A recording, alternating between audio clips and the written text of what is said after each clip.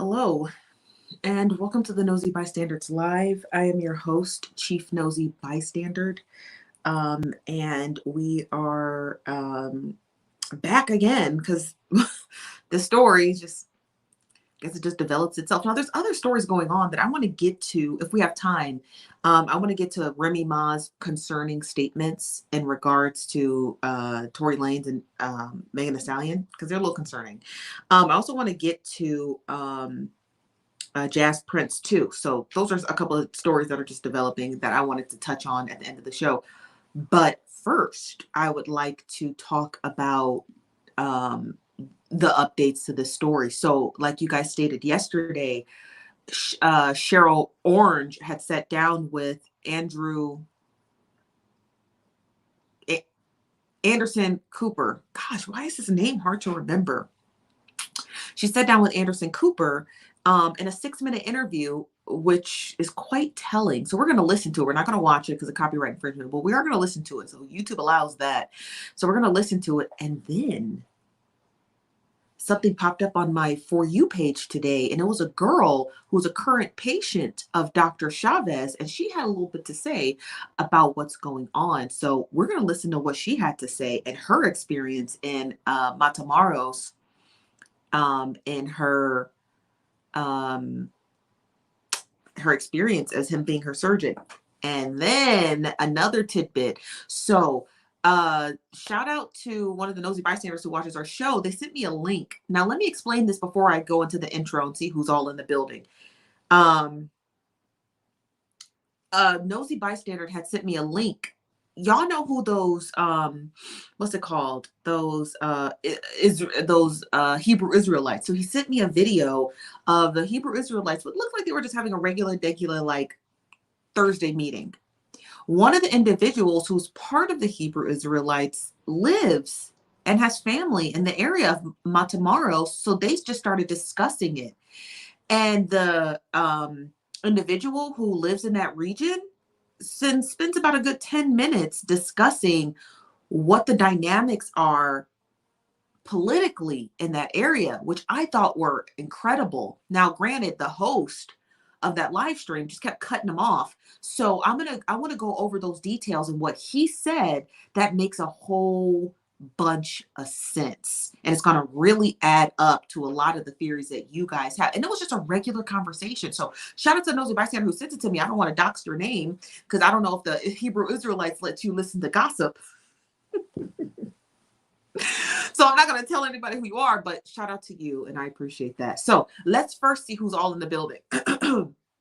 Hello, Shug's Life. How you doing today? Hello, God's Girl says, hey. Hello, Julia. Julia says, hey, cousins on my mama's side. It's been long since I caught this live. I'm at work right now. So hit that like button. Thank you, Julia. We haven't seen you in a while. Welcome. Welcome back. Hello, Kels. Hello, LaDonda. Hello, Sheree. How you doing today? She said, hey, cousin. Hey, Chief.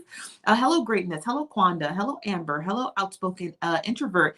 Hello, Brenna. Hello, Stephanie. Hello, Mrs. J. And Mary Moore says, hello, nosy cousins. What's up, Lexi Glow? Hello, Kamiko. Hello, Anita says, finally caught alive. Hey, to the nosy family. What's up, Anita? How you doing today? Anybody here from Facebook? S. Renee, what's up? How you doing today? Roxanne Virgil, hello. Hello, Jacqueline says, hello, don't forget to spring forward this weekend. Shout out to you. Thank you. Thanks for the alert on that. What's up, Auntie Tonisha? Hello, Crystal. Hello, 15 DeBoss. How you doing today? Hello, Nisa. Hello, April. Hello, Juicy and Jolly says, what up, fam? What's up? Hello, Kel Freeman, always from Facebook, says, not the Hebrew. Kel, don't get in here acting up. Don't come in here acting up, okay? It was a tip, but I had to preface it. So I just wanted to make sure you guys knew that this is where it came from. They were having their regular, like, seemed like a Thursday chapter meeting, and then they started discussing this case. And one of the individuals who was in the live stream said, hey, yo, I got family in that area. And let me tell you how it goes. So they kind of broke off from their regularly scheduled chapter meeting and they started discussing it. And it's interesting because it's so good to hear from a local. So don't be coming in here acting up, Kels. What's up, Lakeisha? How you doing today? Hello, Kay Rose. How are you? Hello, 80s lady. Is it Omni? Hello, Omni. How you doing today? Hello, Lala Penn says, hey, Chief and cousins, I've missed the live. Told my customer I got an important call so I can be here. Y'all not gonna be using us here at the Nosy Bystanders as your excuses to not work, to push off cousins, to push off customers. Okay, ain't gonna be none of that in this building. Okay, ain't gonna be none of that. All right, y'all can do both. This from Yancy says the Hebrew Israelites be OTC, but I can't wait to hear. Yeah, he was dropping some straight knowledge. And this is from, is it Deborah? I hope I'm saying that right. Hello. And hello, Roxy Verse says, please, can you read my comment? Yes. Hello. Did you leave another one? I guess I can go find it. Give me something. Oh, here it is. Says, I really need your help. My cousin was, and I'm a content creator. It was on the national news. It was a hit and run, and we're still looking. Can you share it to your community? Yeah, absolutely. Send us the information. Our email is here. It should be in the about page here because you're on YouTube, or it's on my page on TikTok. My email is literally everywhere. Okay. So let me see if I got a banner with my email in it. If not, I'll just put it right here.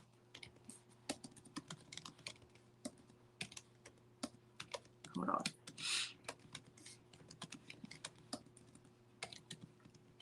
Okay, here you go. So yeah, go ahead, send us an email, let us know, and then we will post it. We have a ton of platforms. So yeah, send it over, please, so we can read it and figure out what's going on and share our platform so we can share your story. Okay, so we really appreciate that. Thank you. Said, I hurried doing lashes to get done before 5. Now, Carol. So let's get into the Hebrew Israelite, because that's an important portion of the story. I want to play you the clip, but the guy basically talks over his guest for the entire 15 minutes. So I'm going to just freebase it for you. Okay. So the gentleman is explaining that he is from that region, but he has family and friends who live in Matamoros. He said that entire city is run by the cartel. So he said there are police and there are politicians. He's like, but they're all cartel. He said all of them are. He said it's broken up into 2 different sects. Remember what we talked about yesterday, those different sects, SECTS, right? So they're broken up into 2 different sects. And when you cross the border, once you pass the US checkpoint, there's another checkpoint you have to go through, which happens to be cartel members, the lower level ones, who are asking you, what is your business here? So that was an important part of the story. And I was like, oh, I had no idea there was 2 checkpoints. Now he goes in.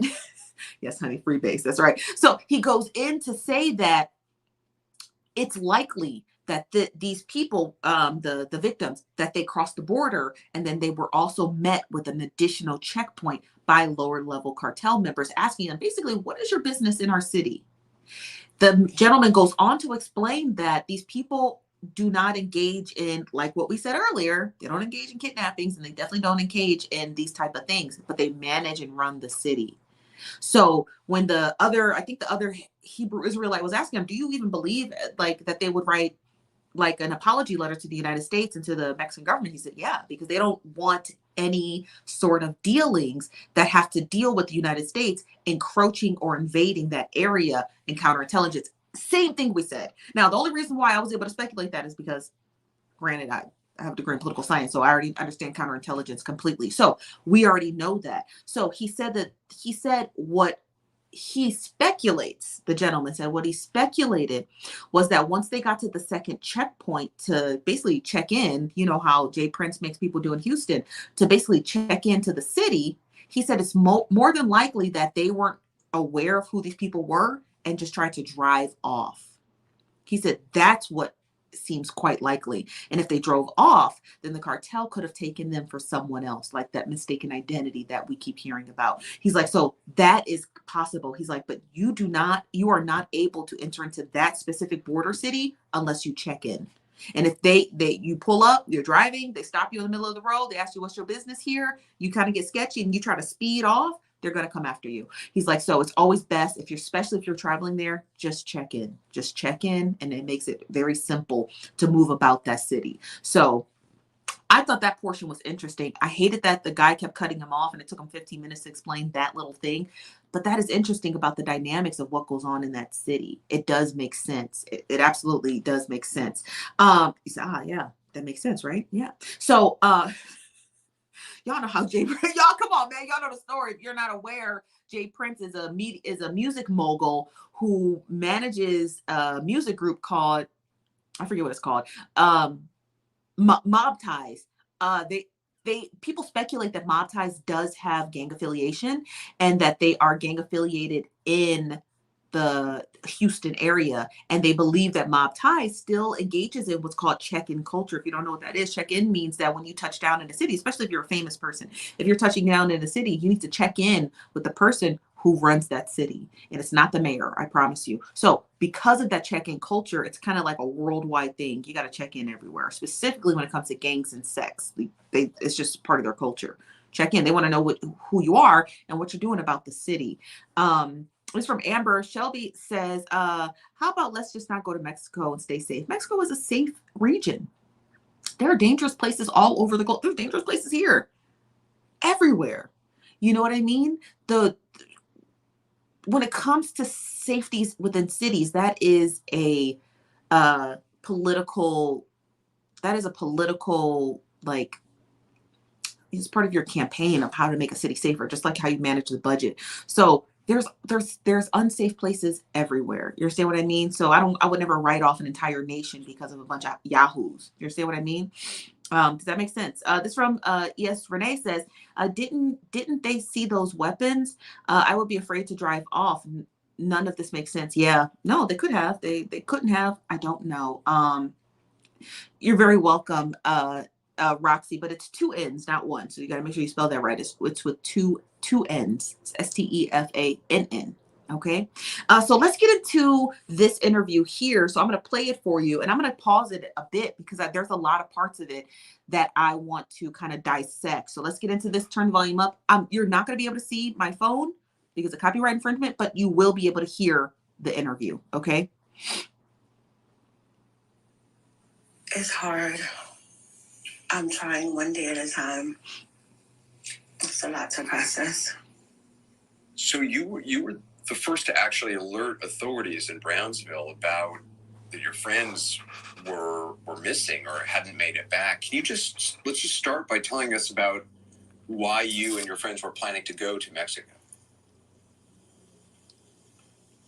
Latavia is my best friend. She hit me up and asked me to join her, to accompany her in a trip to Brownsville, Texas for cosmetic surgery. And we began the road trip. We left out on Thursday and traveled to Texas. Once I got there, I was then informed that her procedure was being done across the border.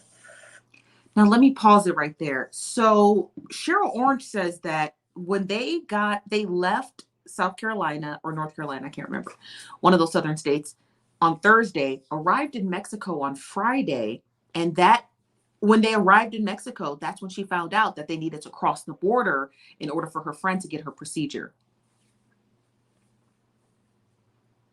Now, I'm not too well versed on informed consent, but if one of my friends or family said, hey, I'm getting elective surgery, do you mind coming with me? It is in Texas. I'm like, okay, yeah, I don't mind. Let's go. And we go to Texas, and then we get there, and she tells me, oh, better yet, it's in Mexico. I don't know which part of the offense I would take, but I would be highly offended. So the story already starts off offending your friends. Now, she says she found out. I don't know about the three gentlemen. It's possible that they found out that the same time that Cheryl found out, but I would be highly offended if you told me that you had an elective surgery and I traveled all the way to Texas with you to find out that it's in Mexico, because I'm not prepared to go to Mexico. And you know that. So why would you bring me all the way this way? Which tells me there's more to the story, specifically with Latavia. Now, I can't attest for the three gentlemen, the one that passed away and or the two that passed away, and the one, Eric Williams, who's alive. I can't attest for them. But as far as I know, it seems as though nobody knew that they were going to Mexico except Latavia. And that's where the offense begins. This is from Rich B. Says she trapped her because she probably knew she wouldn't go. Precisely. This from Dame Girl says, and then Houston, we have a problem. Yeah, the lie. That's right. This from Statement 92 says, weird. Where does she think they were going? There's tons of plastic surgeons in the Texas land area. There's thousands. So if your friend said, hey, Statement 92, I don't really have anyone to go with me. I'm getting an elective surgery, a tummy tuck or whatever, what have you. Do you mind coming with me to Texas? You would probably say yes. Like, yeah, I got free time. I can take some PTO. I'll go with you. And then you get to Texas and then you find out, oh, it's actually in Mexico. You'd probably be offended. You know what I mean? So it's just like, so her telling them when they arrived in Texas, she should have kept that one to herself. Cheryl Orange. She should have kept that point to herself, because my ears immediately perked up when I found out that she found out that morning at 7, 8 o'clock in the morning, right? Because they didn't cross the border till 9:18, 7, 8 o'clock in the morning, that they're going to Mexico. Come on. This is from 15 to Boss says, yeah, homegirl was smuggling drugs and brought those people with her, and they probably had no clue. Probably zero clue.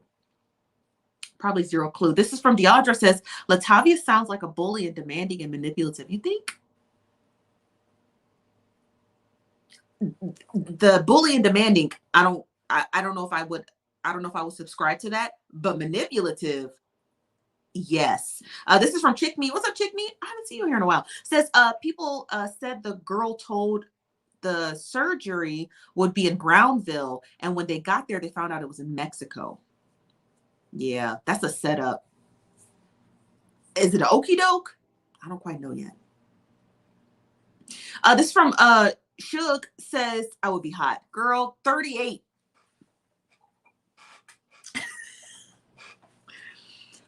My hair looks a mess, y'all. Leave me alone. Leave me alone. It's been a rough week. I know my hair looks crazy. I'd be 38 hot. I would be 38 hot. You tell me something like that. I don't know if I would be mad, or I'm going to be honest with you guys. I don't condone this. I do not condone this. But if she would have told me something like, I would have spit on her. I'm sorry.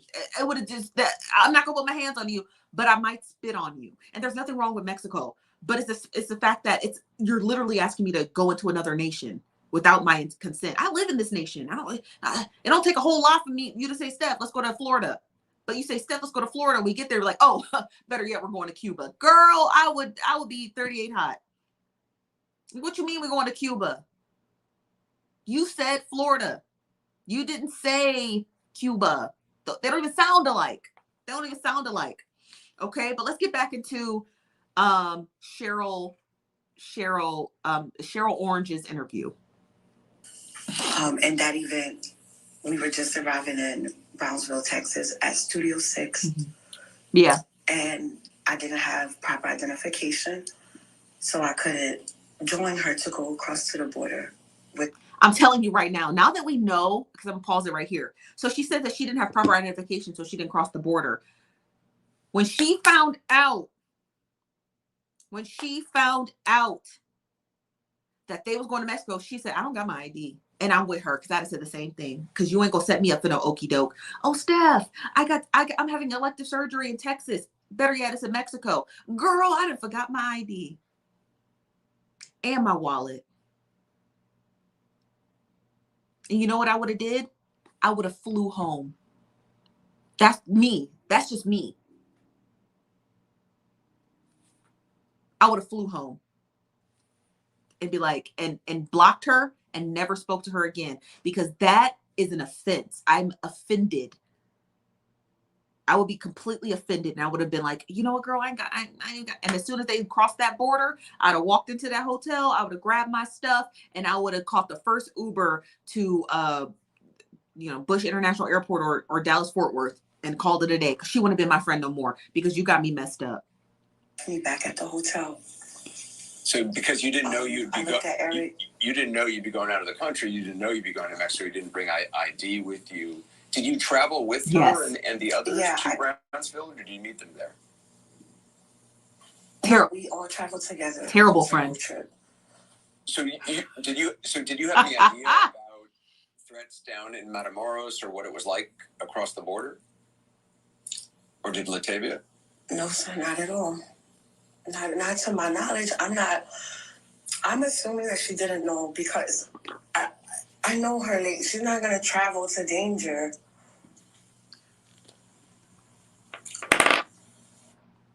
It depends. If they all say, if Eric's, because Eric's the only survivor.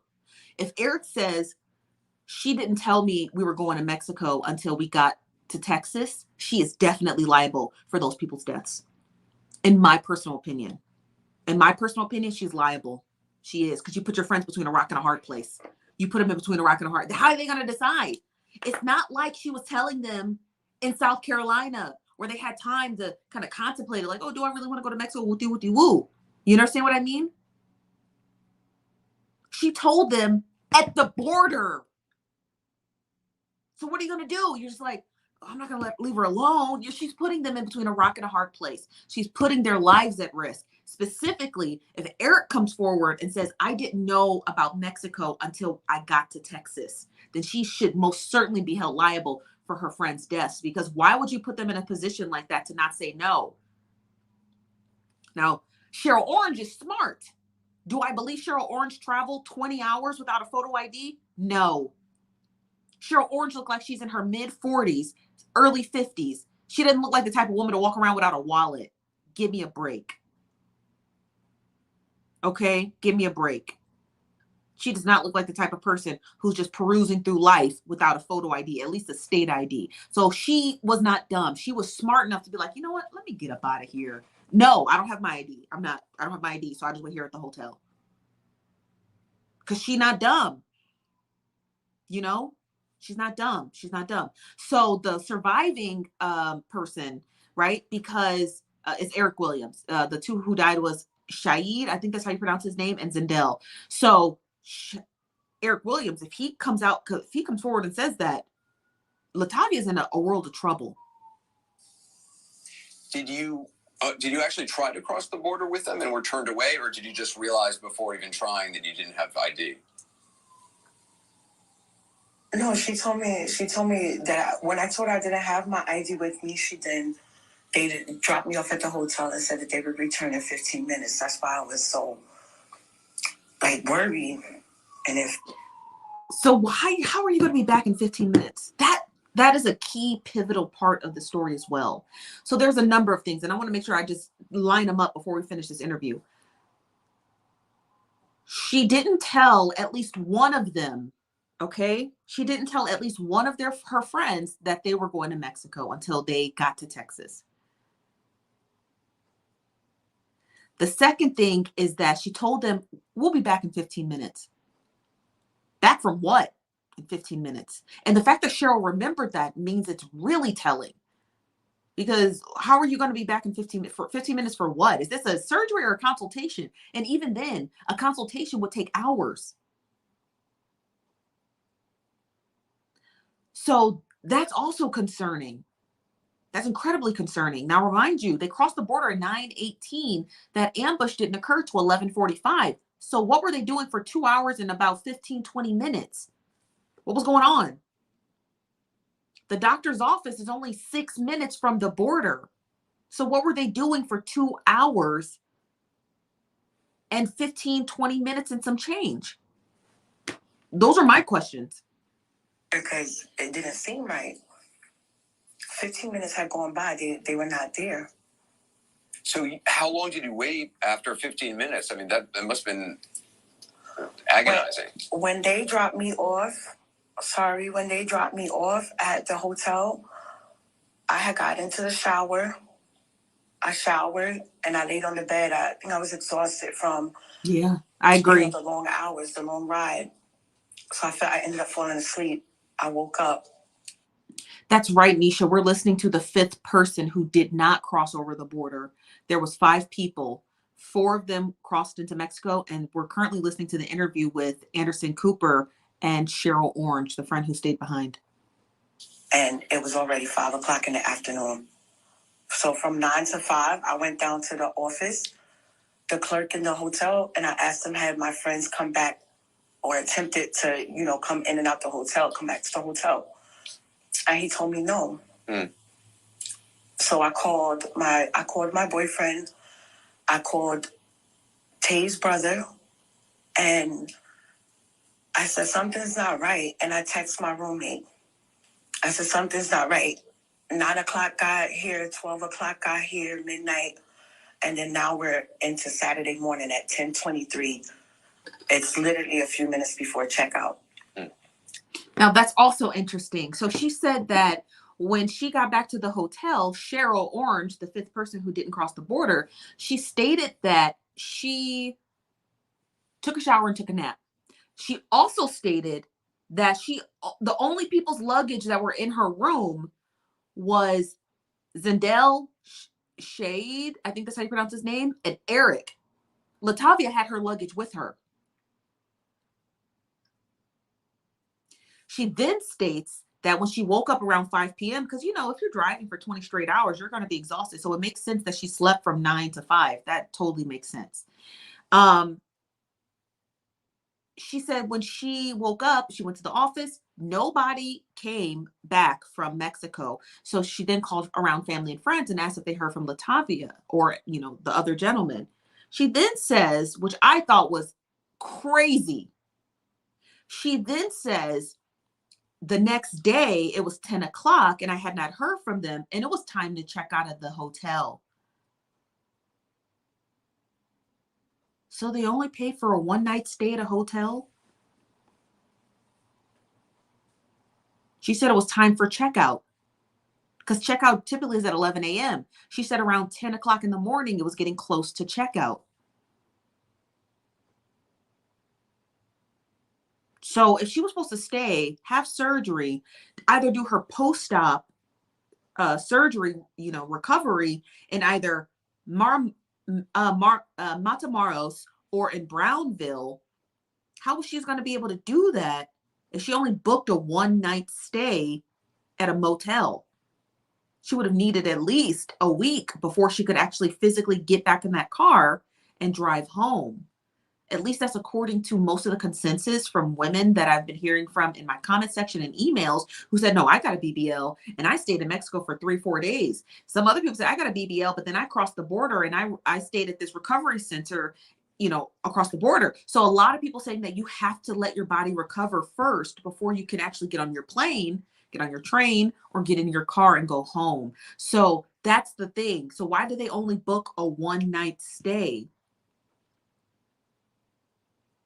You understand what I mean? This is from Millie Marie. What's up, Millie?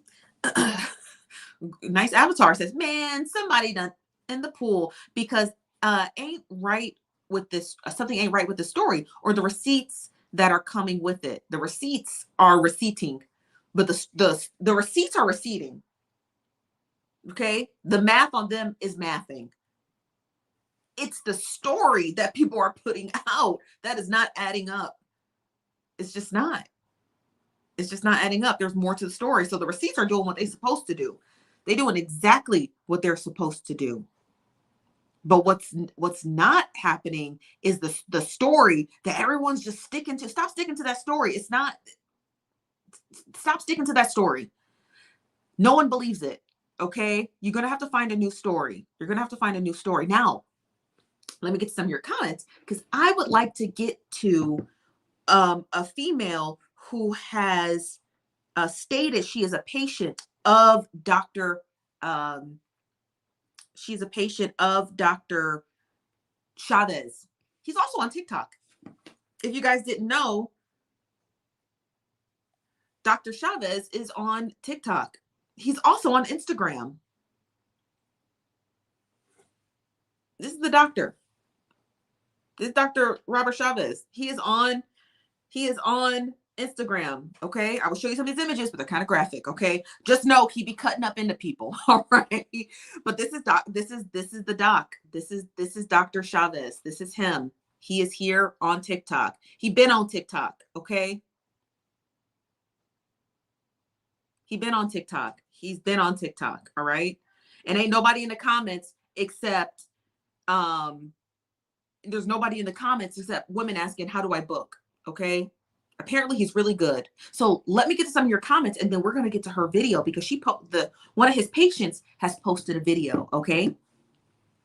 This from Nisha said new. This is from, is it Shia B? I hope I'm saying your name correctly. It says, driving 20 hours for a tummy tuck to stay in Motel 6. The money ain't that.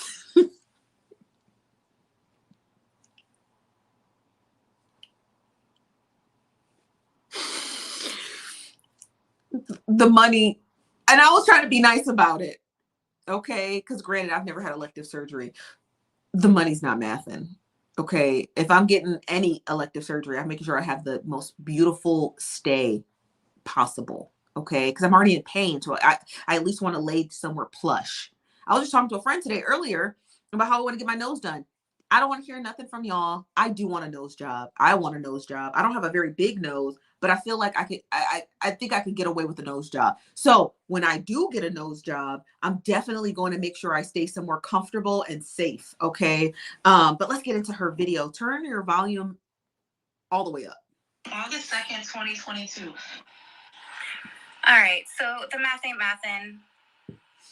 I am personally a patient of Dr. Chavez. I've actually traveled to him twice in the last 4 months by myself to Matamoros. And I could let you guys know off the bat that you can't bring a guest with you for support and actually stay with you overnight.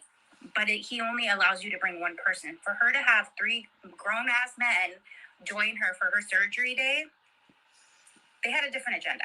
I could let you know right now. There is no way possible that they're going to stay with her overnight. And he does require his patients to stay overnight, especially for BBL and tummy tuck. Like, he requires for you to be there overnight. And I don't know. And then for her to be in a van with 4 people, because there was another woman that actually had to stay in Texas because supposedly she didn't have an ID and couldn't cross the border. After you get a tummy tuck or BBL, like, you cannot be sitting in a squished van. Like, you can't. You have to be, like, laying down on your stomach if you're getting a BBL. And if you're getting a tummy tuck, like, you just need to be comfortable. And if she's had surgeries prior to this, she knows that. She knows that. And anybody that's going to have a BBL or a tummy tuck, we all discuss it in the group chats all the time, all of the patients, even the admins, and he will also tell you should at least stay at a recovery home 5 to 7 days minimum after surgery. Because anything could happen, you know what I mean? And anyways, something's not right. The dates don't add up. Supposedly her surgery was February 23rd, and then it changed to March 3rd. He doesn't even do those type of surgeries on Fridays. And he's closed on Saturdays. So, I don't know. Math ain't mathin'. Anyways, he's supposed to be going live on our page that he has. And he's going to be answering a lot of questions for us. So, if you guys want me to make part 2 and let you guys know what I find out, let me know in the comments. So when she says her page, they have, let me correct y'all. They have a private, group chat specifically for their patients on Facebook. So we're not going to get access to his group chat because we're not a patient of his. But if she does, I won't in, because I want to hear what Dr. Chavez has got to say, because whether he says that he ain't got nothing to do with this or not, she was messaging somebody to get directions. She was messaging somebody to get directions, and it looked like she was messaging Dr. Chavez's Facebook page. So that's all I'm saying. Okay.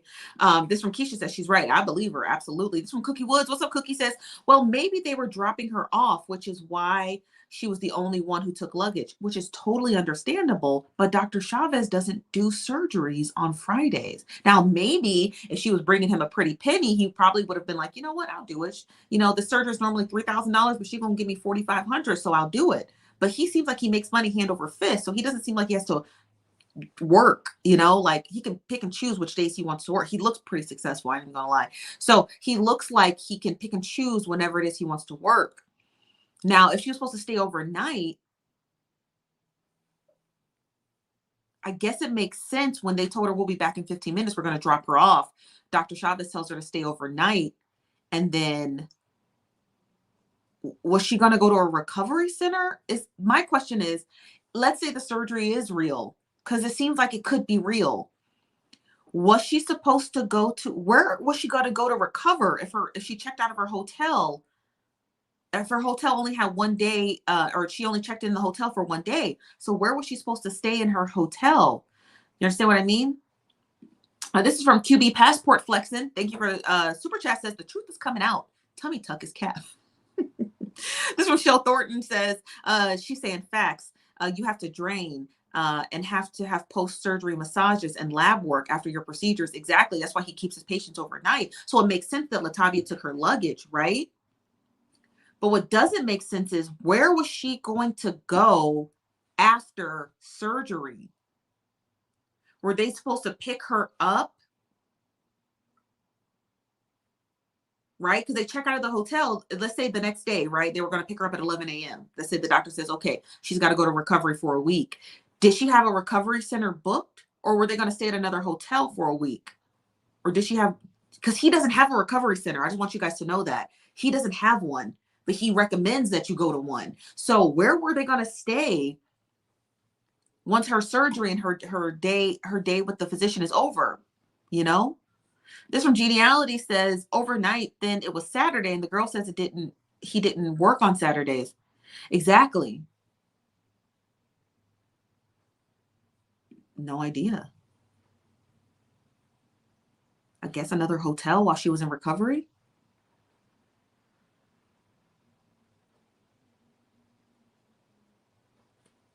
I got no clue where she was going to stay, but this is interesting. I want to play back that last part again because I want to hear it again. 1 second. So, I don't know. Math ain't mathin'.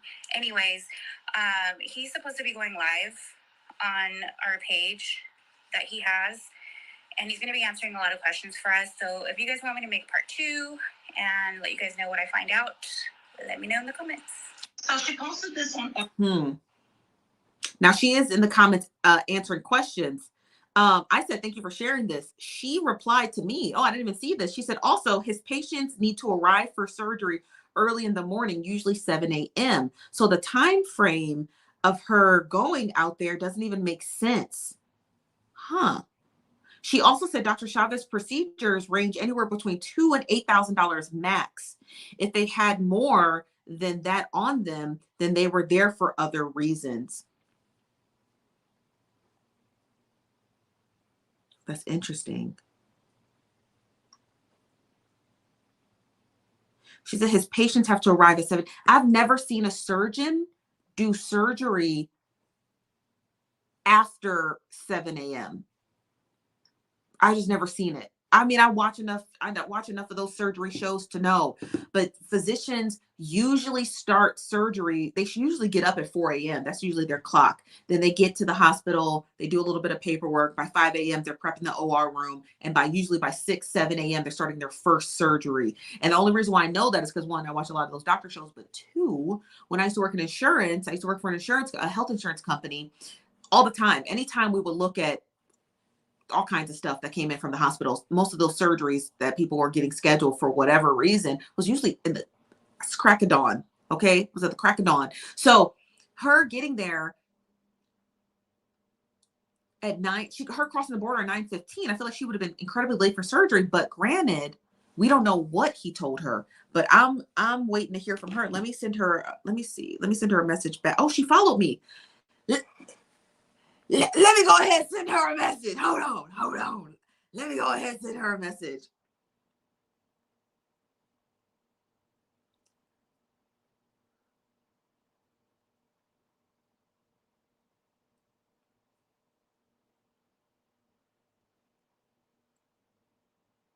What's his name from Dr. Chavez? I told her, I said, thank you for the update. We're waiting to hear back from Dr. Chavez live event. Woo, child. Not her follow me, because we nosy. We need the tea. Okay? We need the tea.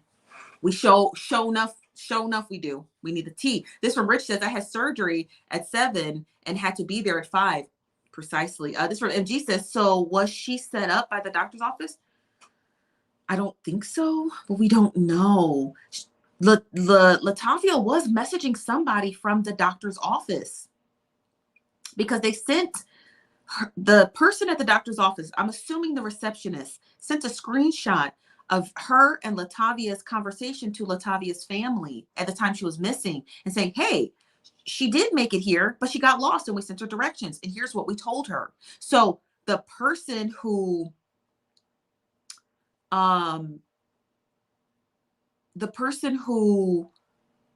is working at Dr. Chavez's office definitely, without a shadow of a doubt, was messaging Latavia. So we don't know. This from Cheryl Thorne says, a 7 a.m. surgery and PT will have you arrive at 5:30 and no later than 6. That's what I'm thinking. Sir Escobar says, I think she was there to pick up meth, I'm assuming. Especially after hearing her husband got sentenced for it a couple of weeks ago. Her husband, she's married? Latavia's married?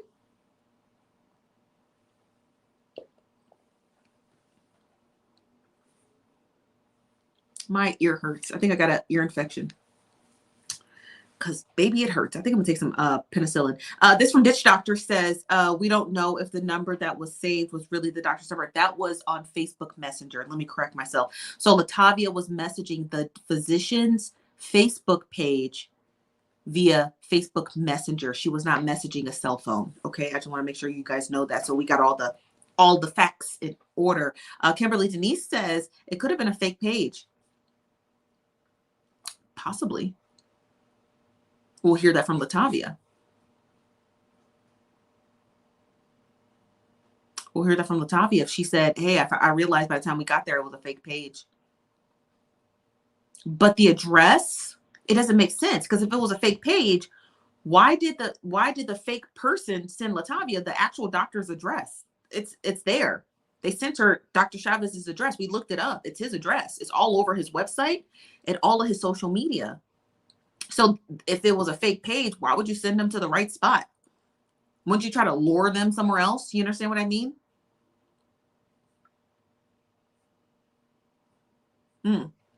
This from Will B says, I wonder if they ate before they left or on the way. If so, there definitely was no surgery. Yeah, because you're not allowed to eat before surgery. Aren't you supposed to be fasting before surgery?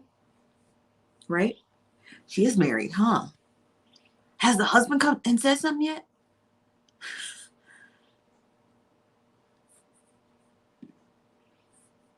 Has the husband come in and said something? The whole story is buck wild. The whole story is buck wild. The whole story is crazy. And then having a patient come forward and say something is even more crazy.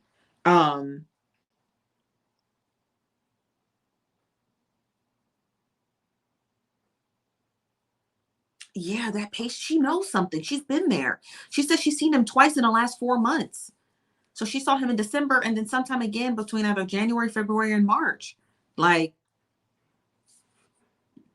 oh, he's in prison. What, do you know his name? Do you mind if I look it up? Do you know his name? Does anybody, do you know his name? This is from QB Passport Flexin'. Such an interesting name. Says she needed proof from BP/customer that she was there for medical reasons. Says when we all know there's another motive. Yeah. Possibly QB Passport Flexin'. Possibly. I want to pull up the husband. I want to know the husband's. Does anybody have the husband's name? I know her last name is McGee, but I don't know what his first name is. This is from Topher. Topher says, I want to know, how did we go from arrived in Texas, found out about going to Mexico, and then it was time to check out? Too many gaps. Too many gaps. Too many gaps. Too many. There's too many. It's too many. So the timeline starts that they leave South Carolina on Thursday, arrive in Texas by 7 a.m. or so. Check into the hotel, let's say roughly at 8 a.m. That's when Cheryl, the friend who stayed behind, says she found out about the surgery actually being in Mexico, says she didn't have her ID, quote unquote. They crossed the border at 9:18, told Cheryl, hey, we'll be back in 15 minutes, never came back. Cheryl said when they left, she just took a shower and fell asleep, woke up, realized they had not returned, and then was spending the entire night up until midnight, she said, calling around, seeing if anybody heard from them. Now, also, Cheryl said that when she called the police, she said, can you check the local jails? Because she didn't know if they was in jail or not. The cops said they are not in jail. She said by 10 a.m. it was time to check out. And that's when she found out about everything.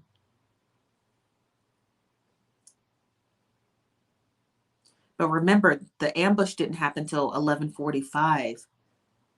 They crossed the border at 9:18. The doctor's office is only 6 minutes from the border. So what? I understand getting lost, but you're not getting lost for 2.5 hours, okay? At some point, you're going to stop the car and reassess where you are. We also don't know if Latavia checked her messages because the doctor's office said we gave her the directions, but we don't have the rest of the thread to see if Latavia checked those messages. What's his name?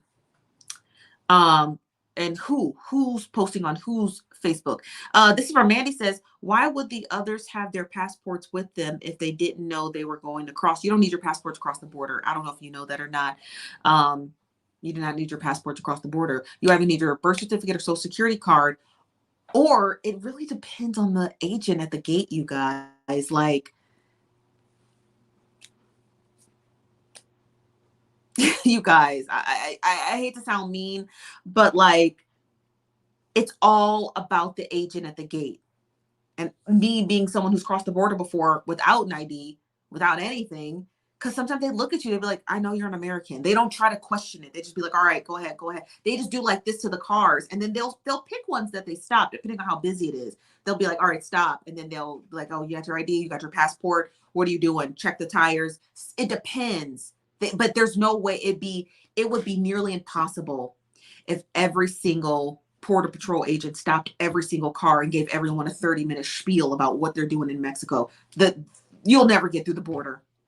So there are a lot of leeway. If they see that you're black or white, or if you're Asian, they usually don't even bother you because they're like, you're obviously American. So they don't question it. They just let you go. But if you look Hispanic, or if you look racially ambiguous to being Hispanic, depends. They may stop you. So it's all based off of the agent. I think it's all based off of them. It's so hard to explain. It's really hard to explain, but you kind of got to be here to get it, but they don't check. Not every time. It's just too busy, you know? It's like, it's too busy. Like TSA, right? When you're at the airport and your bags are going through and they're scanning your bag. They're not scanning all those bags. If you think they're scanning all those bags, someone's lying to you. They're not. Okay. They're not. They're just like, that. And I'm pretty sure that's why people get contraband through the airport all the time. Because they're not really looking at that. They're like, I don't know. This is a squiggly lines. I don't know. It could be a Stanley cup or a pistol. I don't fucking know. Just let it go through. So there's always like, you see what I mean? It's always like, they just don't care. So I'm going to see if I can get to his page. Whose page did you say? Oh, him. Tamario McGee is the husband. Let's get to his Facebook page. Tamario.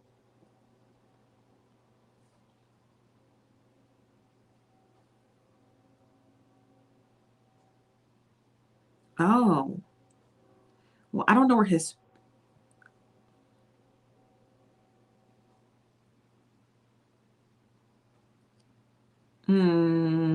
Well, I don't see his Facebook page,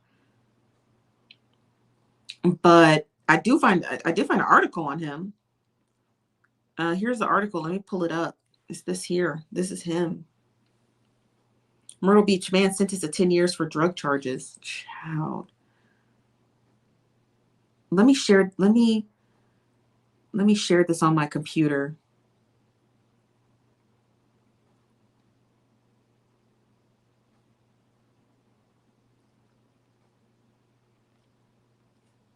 and then we can read it together.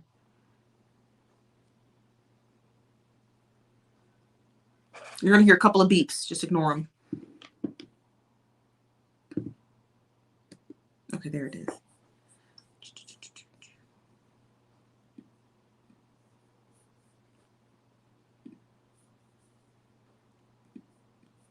Okay, hold on one second. Let me share my screen.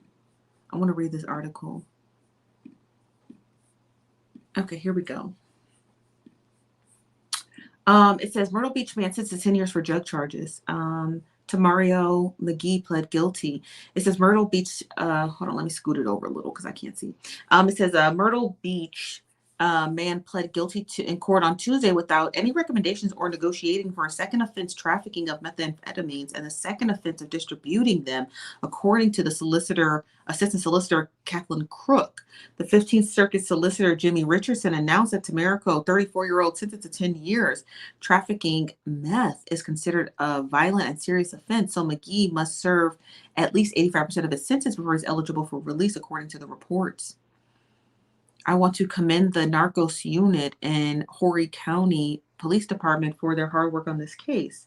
A jury was selected and opening statements were set to begin McGee's trial on Tuesday morning. But he pled guilty, so there was no need for trial. Huh.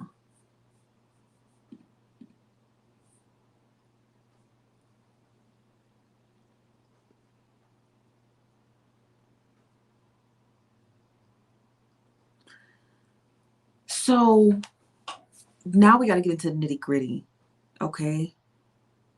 That's why those amphetamines were found in her daughter's system. So if you don't remember, yesterday we talked about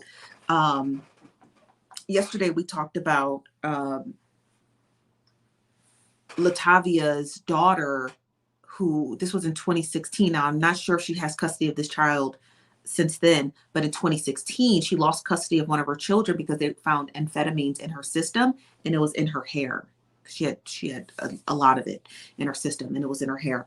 And now finding out that the husband has been trafficking it, right? So here's my thing, and here's the thing that you guys need to understand. If you're working with the cartel, there's two things you can't do. Two, okay? There's two things you can't do. You can't snitch, and you can't lose their product. That's what you can't do. So where was he getting the amphetamines? Where was the husband getting them from, right?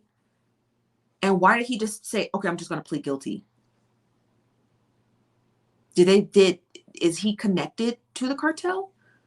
Did they threaten his life if he snitched? Right? Did it force him to take that 10-year sentence for his own safety and the safety of his family? And was his wife connected to it? Did she know the type of business that he was running? That's my question. Because 10 years is quite harsh. So my question is, did the wife know what kind of dealings her husband was getting into? And was she trying, or at least attempting, to do business on his behalf while he was gone? That is my question.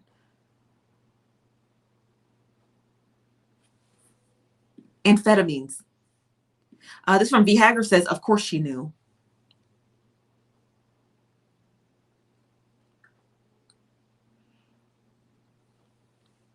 I don't know. Soothing Zen Sound says, I feel sorry for Latavia's children. The cycle of drugs, criminal activity, addiction, and dysfunction. Yeah.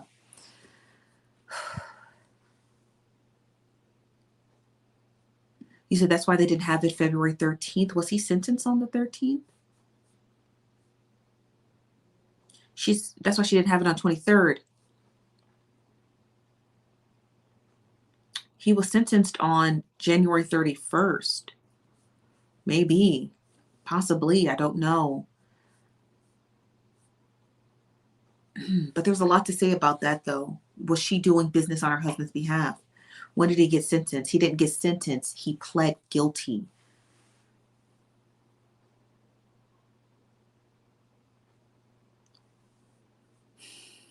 Michelle Thorne says the connect in jail is so they needed a new one. Yeah. Yeah. You're right, Shell. If he's in jail, then who's running the operation? Right? Someone's got to take over the family business. This one Dream says, I just don't see the cartel leaving them alive and taking them from house out. They don't. That's what makes that part of the story kind of unusual, because that's not how they operate. Definitely not against American citizens. Do you understand what I mean? There's so much to this story. It's such a giant mystery. This is from Dame Girl says, because had he took it to trial, it would have been 25 to life. Exactly. And they be wanting to know. It's so weird too, because they said he also didn't plead. He also didn't negotiate for any time. He just pled guilty. He never tried to negotiate anything before pleading guilty, which is also strange. Could be. Because the FBI wants to know why it happened.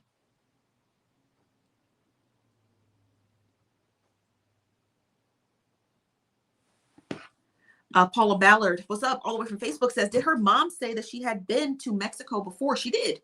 She said she had been to Mexico before for elective surgery, but she didn't say what region of Mexico she had gotten surgery at before. We just know that she has been there before for an elective surgery, but we don't know what that surgery included or entailed, or really anything like that. We honestly, we don't know what it was.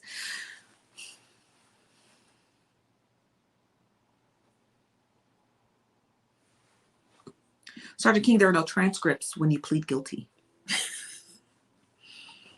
You guys, you're thinking of trial. He never went there. When you go into court, God forbid any of you have to go to court and plead guilty to anything. But if you go to court and they say to you, do you plead guilty or not guilty? You say not guilty, then the prosecution must prepare for trial, which means they have to go through discovery. They're going to have a bunch of hearings. They got to get all the evidence. It gets gathered. That discovery evidence gets sent over to the defense, because the defense has to know what the prosecution plans on using against them. And then you go to trial, you get a court reporter, and then they transcribe all of that for your listening pleasures. Okay. When you plead guilty, none of that occurs. You just plead guilty. The prosecution never shows any evidence. You don't show any evidence. Nothing. You just sit in jail till it's time for you to get sentenced. That's it. It's that simple. So there are no transcripts to nothing. There's nothing. We'll never see what they had on him because he never allowed the state to present it.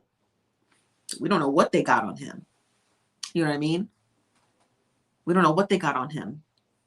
This is from Mimi Cavasso. I hope I'm saying your name right, Mimi. Says maybe the three guys were trying to get hooked up with the cartel. And since they knew her and her husband, they asked, he introduced them. Obviously, the husband stayed owing them money because he got arrested. Correct. That's actually a great theory. I didn't even think about that, but that's actually a great theory, right? That's how you got to get connected, you know? That's possible. If he was trafficking amphetamines, right? And he got caught before he finished selling it and sending the rest of the money back. Yeah. The money is owed. Money is definitely owed. This is from 15. The boss says, was her luggage ever checked? Checked by who? By the cartel? I don't think so. I don't think so. This is from And That's Me. What's up, And That's Me? Says they recognized the car because the husband been down there. It was a rental. I think it was a rental. I believe it was a I believe it was a rental car. I believe it was a rental car. That's right. Tynesha, he's sentenced to go to prison. That's right. He got 10 years. This is from Dream says, when he got locked up, maybe they were asking where was the product and for it to be returned. That's possible. But why would they kill them? There's so much, and it hurts my brain because it's like we don't even get a chance to dissect the evidence we got. More of it comes out every day. So I'm just like, Lord. So let me see if that girl messaged me back. I sure hope she did.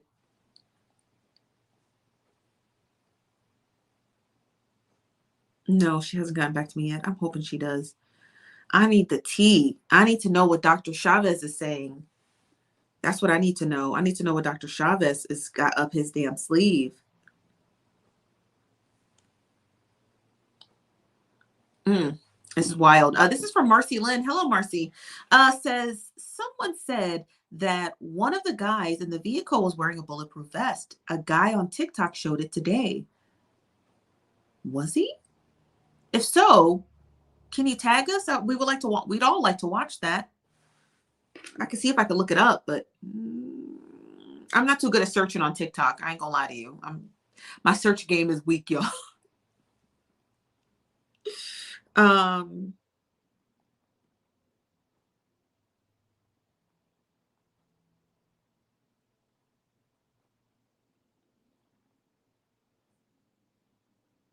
trying to look for it now.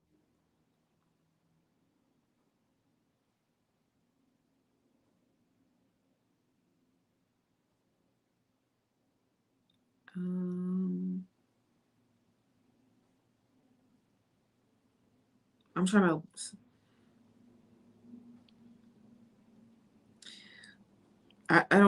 You'd have to tag me in it. I'm sorry. I can't find that. I'm sorry. This from Shell says, "Woo child, I tell you, this is getting worse day by day. Honey child." This from Lala Penn says the product did not get returned. So they started killing them. But kept Latavia unharmed because she is the most valuable.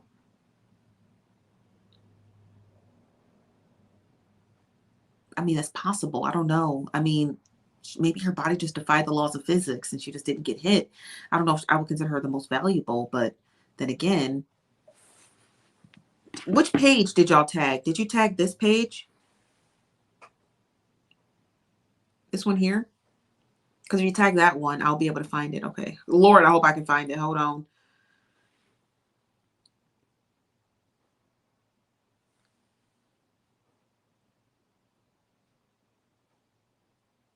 Is that them? Is this them in the car?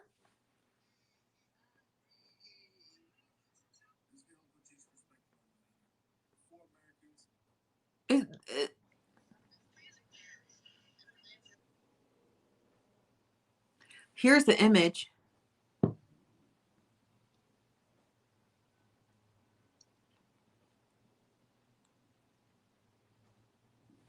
Can you guys see that? Here, let me take the caption off, or let me take the comment down. What do you guys think? It doesn't look like a typical one. The video is not long enough to see.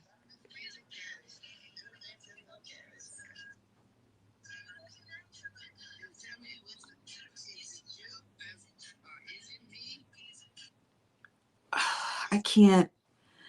It's hard to see.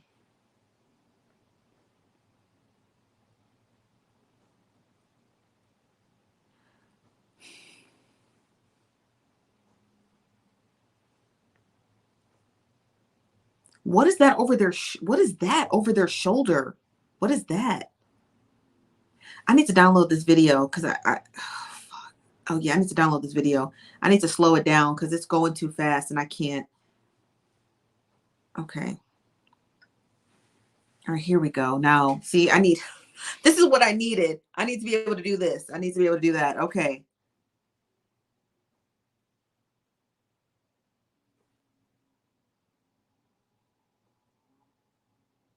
What is that over his shoulder?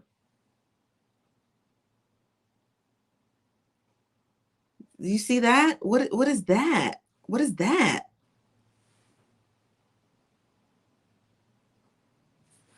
And then I'm going to zoom in closer on his vest, which they are claiming is bulletproof. It looks like he's wearing a snowsuit.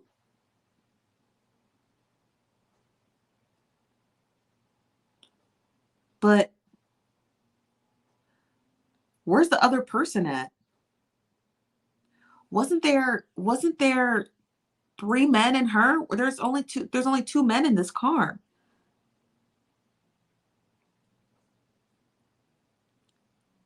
Look. Watch.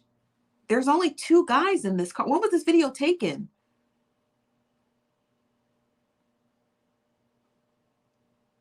Also, too, that's not what her hair looked like when she left. She had blonde braids in her hair. So when was this video taken?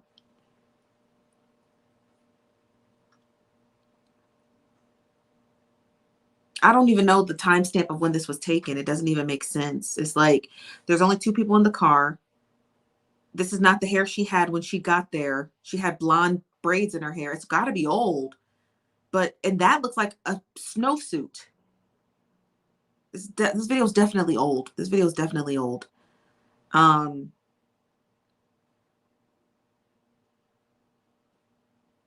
it looks like he's wearing, it's South Carolina. Don't it snow really bad over there? Great video, but this video's not up to date. This video's not up to date.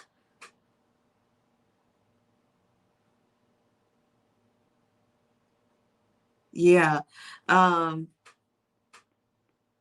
Yeah, this video is definitely old. It doesn't look like a van, doesn't it? I mean, God, granted, I don't know what a van looks like. I don't drive one, but the video looks old. She had braids. Yeah, blonde old braids. Yeah, her braids were like grown out almost. But even if they were grown out, her braids were too long to put under a wig. So there's no snow, South Carolina. Oh, my bad. Well, I don't know what he's wearing, but it looked like it's a matching piece. It looked like it matches his pants because the kind of rouging or whatever goes all the way down to his legs. I think it's just part of his outfit. I don't think it's a bulletproof. You could tell a bulletproof vest. It sits right here on your neck. It's very tight and it's very short. This one looks very long and loose. That is not what Kevlar looks like. Kevlar is thick, like this thick. You can see Kevlar from the side because it's so thick. And it sits right up underneath your neck because it's supposed to be able to protect your collarbone. That does not look like a bulletproof vest. That looks like something about True Religion, to be honest with you. I don't think that's what it is. I think people are reading too far into it. This video looks incredibly old. It does not look like at the time. If they are driving, there's only 2 people in the car. So where's the other person? You understand? So I don't think this is that. This one, Shell says, one thing we do know is her hair was not fresh for surgery. And us girls are going to get our heads together for recovery. Which I also thought was odd. Because that's a me thing. That's a me thing. I'm the type of person to show up looking crazy, but that's me.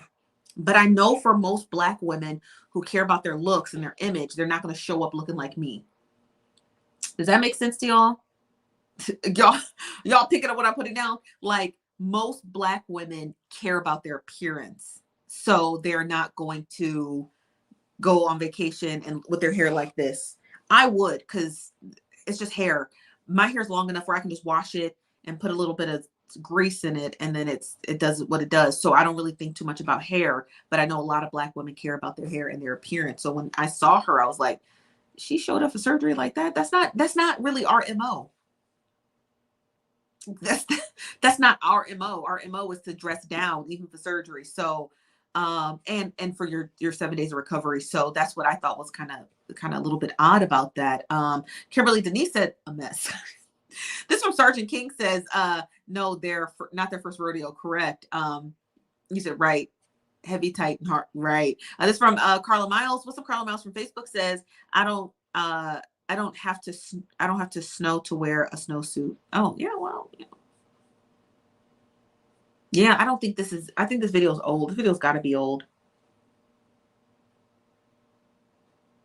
I think it's got to be old. This is from Sir Escobar says, are you guys looking for the live stream from the Mexico trip? From who's live streaming it? Whom is supposed to be live streaming it? I'm waiting to hear back from the girl who did the video on I'm waiting to hear back from the girl who did the video on Dr. Chavez, because they're supposed to be doing a live stream. He's doing it in a private Facebook group only for his patients. So we're not going to get access to it, but she's in that group. So she's going to give us the 411, the T, the one-on-one on what he's, what's going on. So that's what that is. This from Melanin Mama says the video can't be from the same day because the hair is different. Yeah, exactly. I don't think it's from the same day at all. I think somebody just pulled it up like, oh, see, they drug running. I don't think that. I don't think that. From Kimberly Denise says they don't get dressed up down there. What does that mean? Eric went live in the van. Where did he go live? Did he go live on Instagram? Did he go live on Facebook? Did he go live on TikTok? If so, where? Because yeah, you guys, let me just preface this by saying this. I literally have two hands and one brain. I don't operate with four arms and four legs where I know where everyone's social media is all at one time. There are dozens of social media platforms. So when you guys says Eric went live, who is Eric? Where did he go live? And just send it to us, because you telling me in the chat does no one any service. Unless you're going to copy and paste the link in the chat, it doesn't help any of us.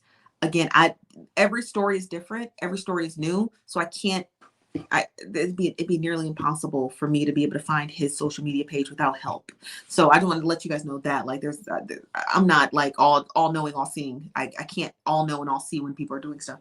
So when you say, oh, this person is at the store, what person and what store and where, and why are you telling us this? Okay. So none of this, as much as we love you here, Sir Escobar, that did nothing for us. Okay. This is from Yochita says, hi there, Chief Nosy. There's no mods, you guys. I don't know if you know this or not, but we don't have moderators in the chat. You guys are adults and you can moderate yourself. As soon as Senior Escobar tells us where we can find the live stream, I'd love to watch it before it gets deleted or taken down or chopped and screwed by somebody. So yeah, the faster the better. But yeah, there's no moderators here. You guys are adults. Moderate yourself. Oh, not this bum. What is this, man? What is this? First of all, he got us blocked. So this is the comment right here. I already see it from North Carolina Beats. He has us blocked. So it's gonna be quite hard for us to watch this. And if you want to know why he got us blocked, honey child, it's a long story, but we will do our best. Let's see what we can do with this link. Give me a second. Let's see if I can click on it. Hold on.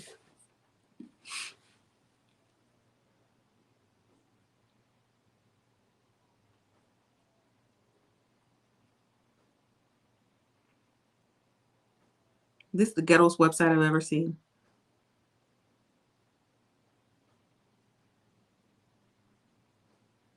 No, I thought this was a link to Eric Williams' live stream. This is what Kimberly says, love my people, but Myrtle Beach is not the fashion capital of the world. Honey child. This is from Melanin Mama says, that looks like a car, not a van. Correct. This is from Latanya Smith says, hello, entering late with my church finder up. Not the church finder, honey. This is from Meme. Is it Meme or Mimi? Says there's 4 videos on there of Eric going live. Oh, let me see if I can go back. Thank you very much, Mimi. Okay, let's see. When did he go live?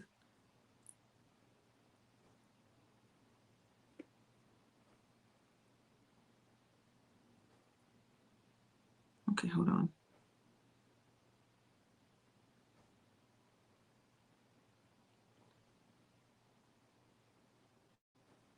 Oh, here it is.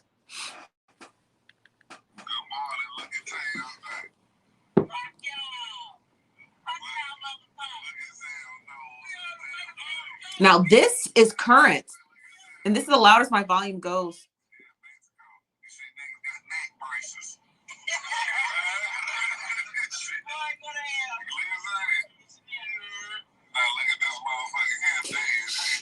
She was lying.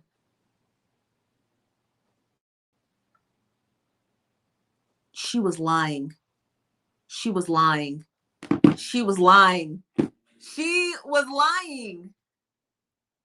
Cheryl Orange told Anderson Cooper that she did not know about the trip to Mexico until they got to Texas. And she is in this car. And they're all talking about Mexico. So why does she lie? Why does she lie and say she didn't know that they were going to Mexico? They knew. They knew they were going to Mexico.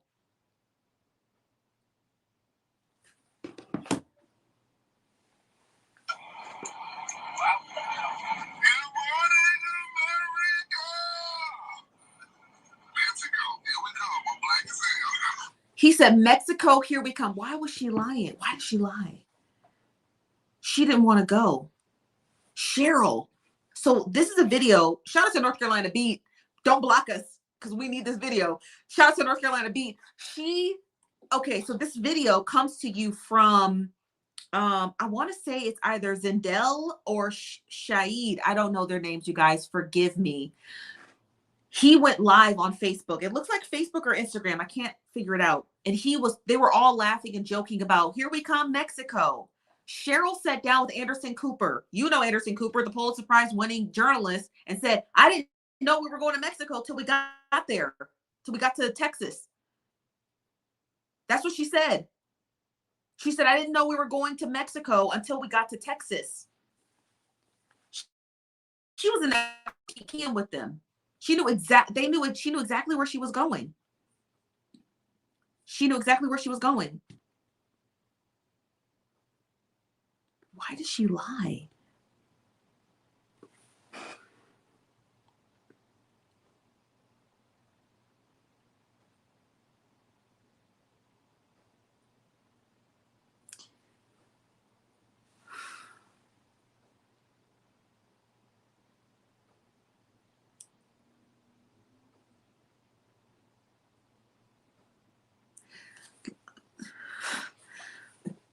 Now, Cheryl.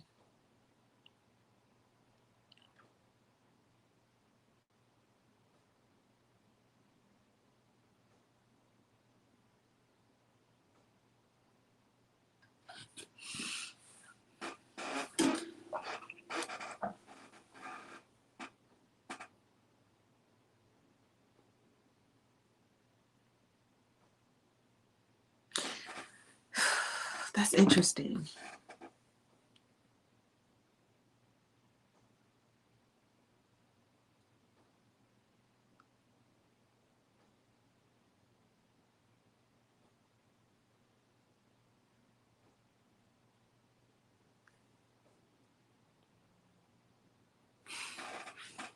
My brain is like, there's so much going on.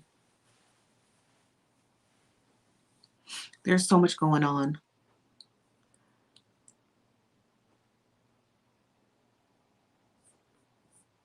This from Shell says she didn't say because stitches get stitches.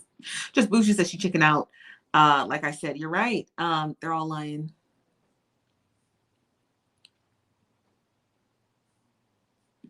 She could be. She looks Latina. This from Lexi Glow says you could definitely see the root of them braids real good from afar. Yeah, he was only in the back seat. That's from Carla Miles says, I get the feeling you and the North Carolina Beats are going to be friends. I can feel it. Carla, don't get blocked. The North Carolina Beats, he wants to be me so bad. He does. He wants to be me. He wants to be me. He wants to be, he wants to rip the skin off my face and put it on for himself. He wants to be me so desperately. Okay. He wants to be me so bad. Okay. He can't help himself. He wants to do a sit-down interview with Brandon Coleman, who's the ex-husband of Cora Jakes, but he knows that the only way to get that interview is through me, and he won't swallow his pride to call me. I would actually collab with the North Carolina Beats as soon as he stops calling himself a journalist. The moment he full stops there, I'd be very happy to work with him. I'd be incredibly happy to work with him the moment he admits on camera that he's not a journalist, that he's nothing but a blogger. He wants to be acclaimed as a journalist because it makes him feel like he's someone. You understand what I mean? That's why. He wants to be me because he doesn't have the ability to analyze information like I do. But that is a learned skill. You can only get that in college. And I'm not trying to sound funny, but analyzation and logic really comes from higher ed. So you have to have that training because it's a real training. Analytics and logic is literal math. So if you understand specific mathematical equations, typically the ones that come like the Aristotle era of mathematical equations, you can understand logic and you can form your hypothesis in a specific manner where you don't jump to conclusions and just start accusing people all willy-nilly of murder, like he did with the Shanquilla Robinson case. He hampered that story so badly that even if people wanted to come forward and tell their side of the story, the North Carolina Beats destroyed the whole story. So there's people like me who have to come in on the back end. See, he's not going to revisit that story because he didn't give a fuck, right? So we got to come in on the back end. We got to do the job for him that he can't do. We have to actually analyze the information as it comes in and discredit what's not real and take all those, conspiracy theories that he had floundered all over the place. We got to throw them to the side because we have to label them as suppositions. Right? And our premises. We can't say this is the conclusion. This is what it is. That's what he was doing. He was labeling everything in that Shanquilla Robinson case as finite, and people were eating it up. And we were over here with our hair on fire, like, please stop listening to him. He's what is he? What are his credentials for him to even be saying case closed? He can't do that. I'm over here telling people, hey, I have a degree in political science. I understand international relations. You are not going to get that justice as swift as you think you're going to get it. Why are you listening to a crackpot on Facebook? When there were real people who study international relations and treaties and ex partes and things of that nature, and who are like, this is the process. And the North Carolina Beats were just coming in like, I'm a journalist. And this is what I see is going to happen. And nothing he said ever came true. Nothing he said ever came true. But people keep listening to him. So I would work with the North Carolina Beats if he would get on camera and say, I am not a journalist and I really don't know what I'm doing. But I am a blogger and I do love tea. If he could do that in public, I'd be very happy to give him the information. He could talk to Brandon Coleman himself and get that interview. And I'd even talk to Brandon myself and tell Brandon to sit down and interview him. But until he does that, there's no way I'd be listening to any of the garbage that comes out of his mouth. The man is a psycho. The man is a psycho. The man is a psycho, and he's been stalking our page for the longest, since we called him out.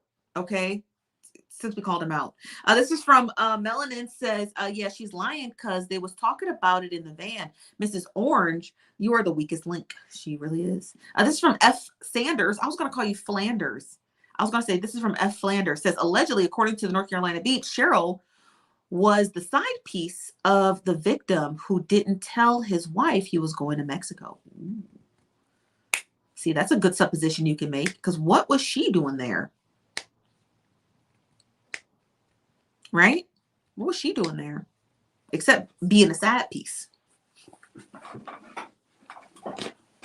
See, that's a premise I'd be willing to take from the North Carolina Beats. That's a premise I'd be willing to take. Was she a side piece? It's giving side piece behavior. This from Minnesota. Manny says, Steph, I swear the government says you need a passport to cross the border. I think if you don't, that is something people who live near the border might know, but not the rest of us. No, you're absolutely correct. You do need a passport. If you are going to cross the border, any border, right? The border in Canada, Mexico, Fiji, and Barbados, you need a passport. But there are port of entries on the border where you don't need anything, you guys. So that's what I'm saying. So that's why I always say, just cross the border at your own discretion. If you're crossing one of the main borders, like in Laredo and in El Paso and obviously Brownville, you're going to need you're going to need something across the border. But every border crossing is different, and it's all based on the level of DEFCON the United States sits at. So I'm going to give you just a short version of it. So the United States has 5 levels of DEFCON 1, 2, 3, 4, 5.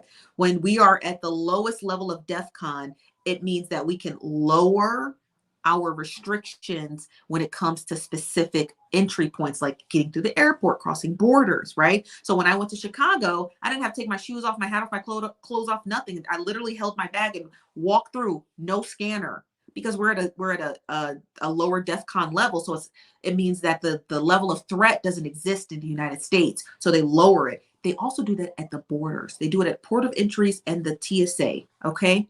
So when the United States usually comes from the Department of Defense and the United States, the president, they will lower the DEFCON level depending on the threat level in the United States from outside forces. So you're like, oh, there's not a whole lot of threats going on. Okay, lower it to DEFCON yellow. Okay, or DEFCON 2. That means that they can reduce the restrictions. The higher the DEFCON level, the more restrictions. So you're going to need a passport. They're going to stop you. And getting into the country, if you're driving to Mexico, it might be an hour wait before you can get to the border agent and then into Mexico. But the lower or the safer the United States is, the lower the restrictions are, the easier it is to pass through the border. Sometimes they'll even say, all you just need is your birth certificate and social security card, and we'll let you through. That's just how that is. So I just want to make sure we clear that up. Again, all ports of entry, make sure you just bring your proper identification.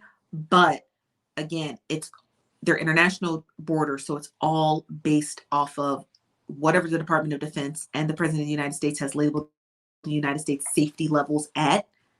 Okay, so it's all based off safety levels, and it's all based off of which port of entry you enter into. Okay, that's all I'm saying. Okay, got it. Good.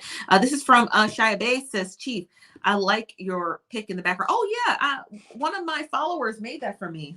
Don't look at my hair. I know it looks a mess. One of my followers made that for me. So shout out to her. She's a very sweet girl.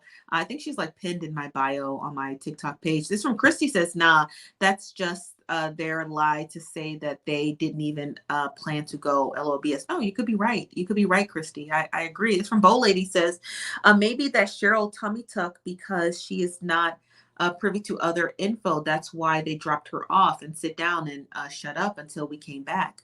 Well, she did state that she didn't have her ID. So even if they told her just stay here, we'll come back, it really wouldn't matter. She didn't have her ID to cross the border anyway. You understand what I mean? This is what Can says. Is it true Jay Prince was picked up by the feds? I know I'm off topic. No, you're actually right on time. No, he was not. He actually did a live stream on Instagram. I actually pull up his Instagram for you now. It was reported that he was picked up, but he was not. So let me see.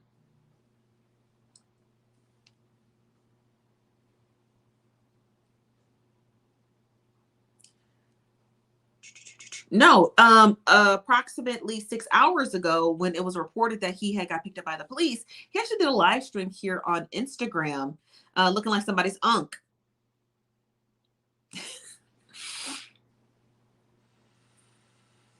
He said here in the caption, a lie ain't nothing to tell. What's up? What's up? Okay, unk, you gonna get up?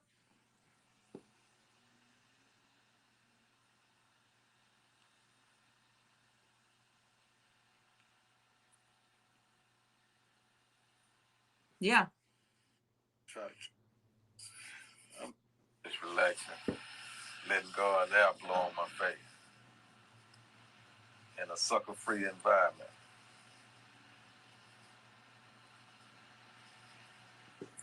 Okay, unk, we got you. He living sucker free. Okay. This is from 15. The boss says, something is very odd and strange about Jay Prince. I can't bring myself to like him.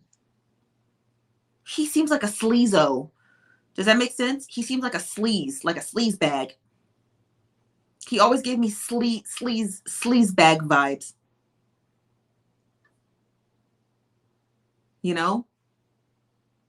Always.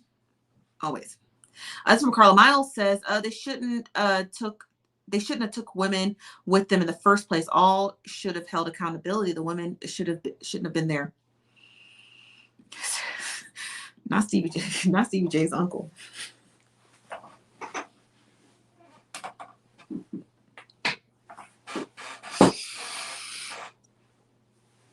I'm done with y'all.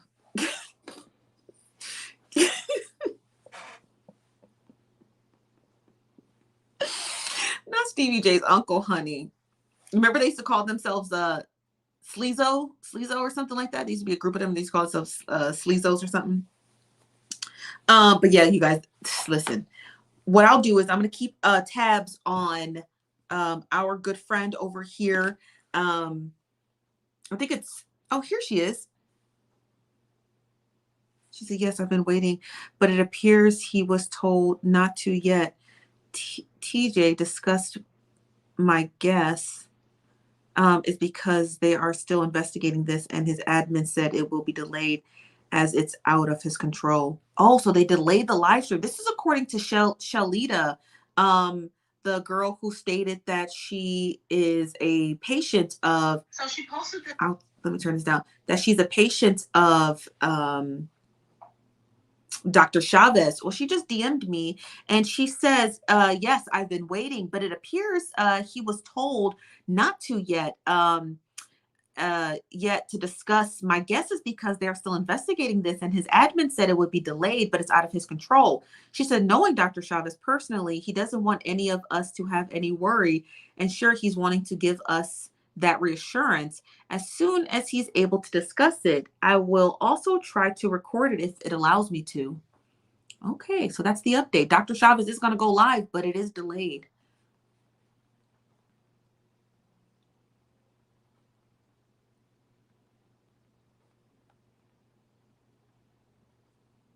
Yeah, wow. Okay, so there's the update. So we are gonna we hopefully sometime this weekend or next week we can hear from Dr. Chavez and hear what is going on from his perspective. Now, granted, the case is still under investigation, but I'm pretty sure Dr. Chavez doesn't want people to he doesn't want to lose business over it. So I'm sure he's going to have to come forward and say something. But that's the update. Hopefully we hear something by tomorrow. But you guys, that is all that I have for you today. Thank you again for joining Nosy Bystanders Live. I am your host, Chief Nosy By. Hold on, why is this banner up?